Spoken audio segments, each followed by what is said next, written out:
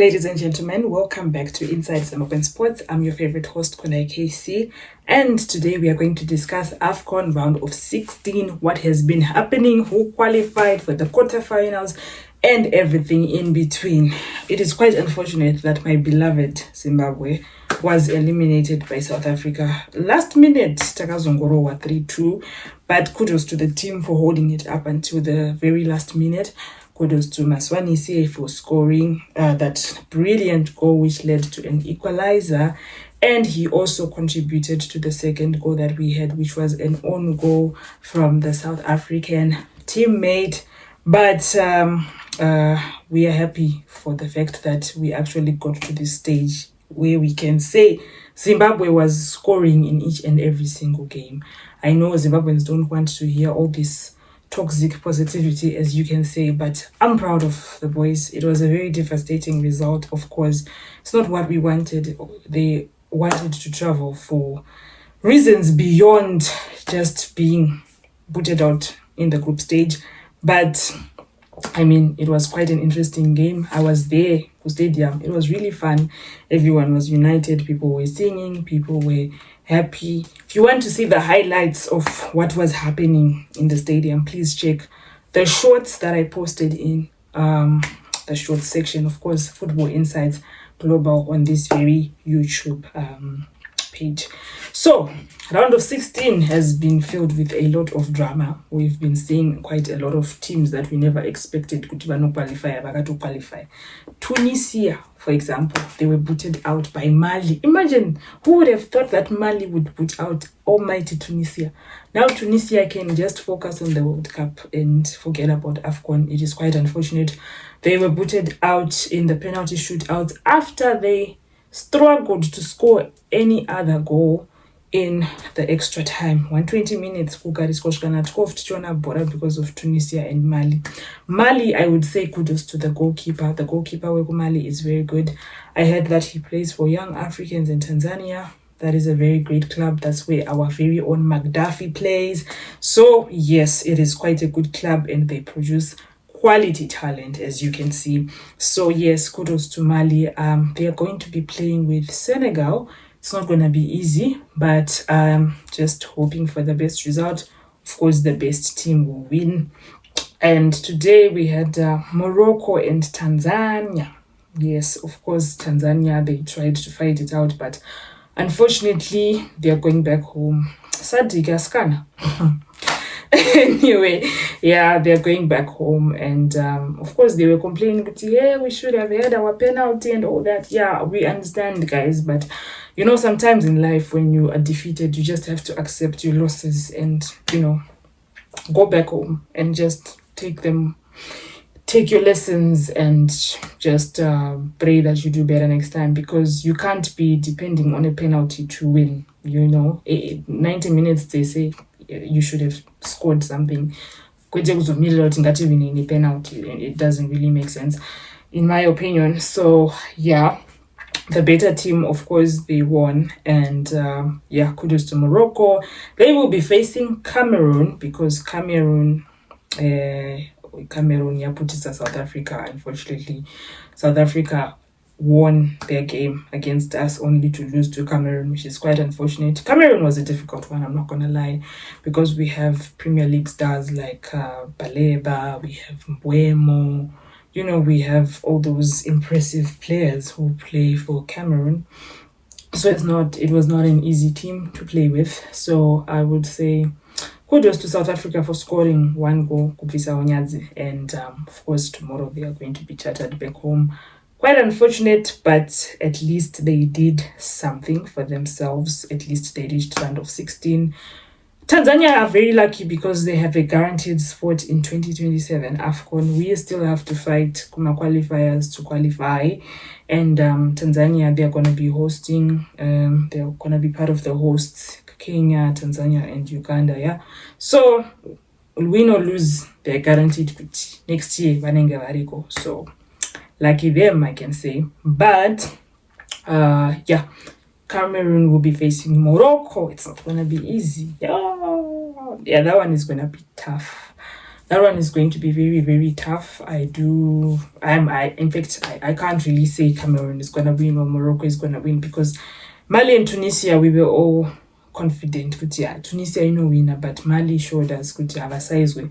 So yeah, I'm yet to see what's going to happen. I can't wait for the action. But yeah, I think that's it for round of 16. We wait for the next games. I only remember the fact that Nigeria is playing with Mozambique. I don't remember what Egypt is going to be playing with. Egypt is playing Benin. Okay, Egypt, Benin, Nigeria, Mozambique, and the other ones I forgot, to be very honest. But yeah, we will update them in the description box so that you guys can follow through. But besides that, yeah, it's back to default settings for our Zimbabwean players.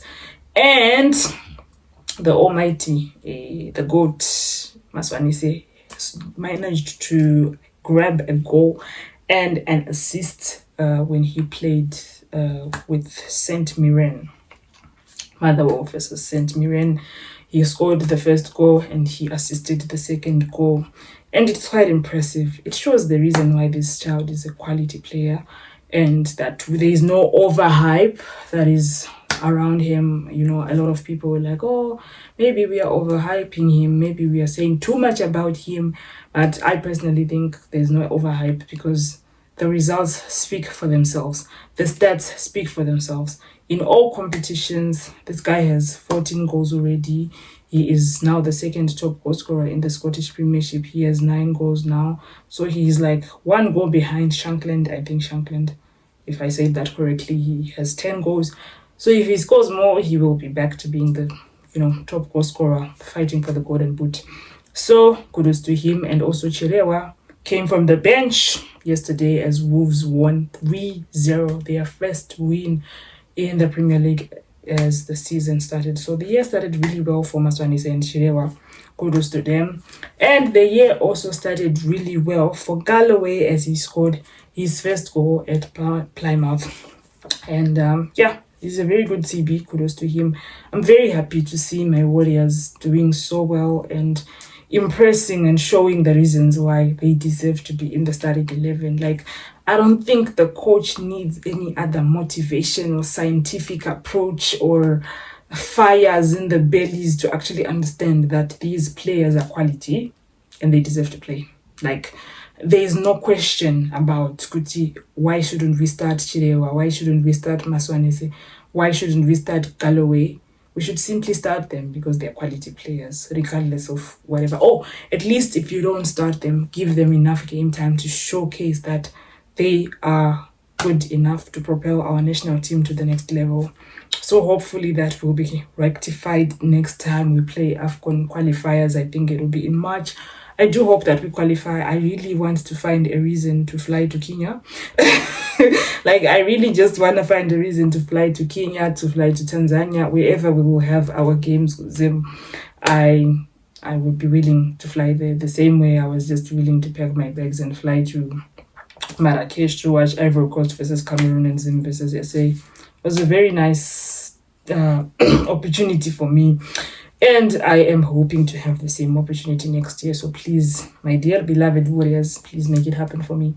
But anyways, yes, I do hope that the season starts well for the Kasolaga Premier League. We are hearing quite a lot of news from the bloggers, from the journalists, saying Kuti Jalai's contract yakapera to Dynamos. So a lot of clubs are eyeing him. A lot of clubs from abroad are eyeing him. And also we have also Navaya. Allegedly he is moving to Hard Rock FC, but he doesn't want to move Kure because he was linked to clubs called Durban, if I'm not mistaken. But reports were saying that he doesn't want to move so far away from Tel 1 FC. So yeah, he probably might be going to Hard Rock FC. And also coach Cliff, the one who was coaching Hunters FC, left Hunters FC, and he is alleged to be Now moving to a PSL club, I think as an assistant coach, if I'm not mistaken. So we are yet to see which PSL club is he moving to. I haven't really gotten the information on that because I was just browsing through today. I didn't really get full adequate information, so I am not going to report on things that I don't know. I'm just going to be telling you the briefs of what I know, and if I have the full information, I will switch on my camera again and tell you everything that you need to know. So yes, that's it for today. I'm not going to say much. I'm not going to take much of your time. I would say, guys, let's keep on supporting the Warriors. No matter the heartbreak, the vibes were elite in Marrakesh, guys. I am yet to experience that again. I'll be happy to experience that over and over again. Zimbabweans are very supportive people. Thank you to the diasporians, the families who came through, the people that I met, the connections that I had. Everything was just vibes upon vibes. So we hope to see each other again in future, supporting our beloved Warriors. And I would say to the Warriors, if you ever come across this beautiful video of mine, please, guys, remain encouraged. We are behind you. We support you every step of the way. Yes, these times might feel discouraging because the result that you got in Morocco was not what you wanted. It's also not what we wanted as fans because, we literally traveled all the way and took our time to come there and support. And it wasn't what we expected, but we go again, guys. It's not the end of the world. Go and shine. Kuma clubs going new. For those who are looking for other clubs, all the best. I wish you all the best. I hope that you get what you want and that it helps you to propel to the next level of your career. Don't put your foot down for anyone.